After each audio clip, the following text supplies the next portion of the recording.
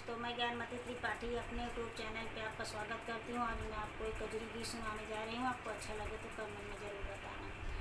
भगवन बगिया बिचवा फुलवा कचे नार बा, केहू न लोढ़न वार बाना। भगवन बगिया बिचवा फुलवा कचे नार बा, केहू न लोढ़न वार बाना। भगवन बगिया बिचवा फुलवा कचे नार बा, केहू न लोढ़न वार बाना। फुलवा लोढ़े अंतरयामी जिनकर पार्वती है रानी। फुलवा लोढ़े अंतरयामी जिनकी पार्वती है रानी। जिनके हथवा बिचवा डामरू निशान बा, केहू न लोढ़न वार बाना।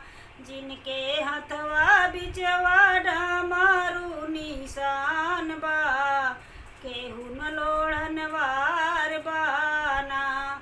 भगवन बगिया बिचवा फुलवा कचे नार बा, केहू न लोढ़न वार बाना। फुलवा लोढ़े अंतरयामी जिनकी लक्ष्मी हाई रानी। फुलवा लोढ़े अंतरयामी जिनकी लक्ष्मी हाई रानी। जिनके हथवा बिचवा सुदर्शन निशान बा, केहू न लोढ़न वार बाना। जिनके हथवा बिचवा सुदर्शन निशान बा, केहू न लोढ़न वार बाना। भगवन बगिया बिचवा फुलवा कचे नार बा, केहू न लोढ़न वार बाना।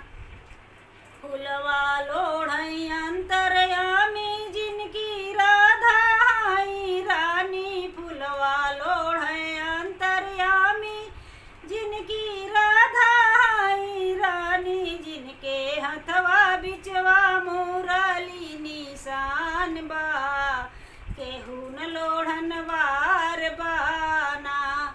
जिनके हथवा बिचवा मुरली निशान बा, केहू न लोढ़न वार बाना। भगवन बगिया बिचवा फुलवा कचे नार बा, केहू न लोढ़न वार बाना।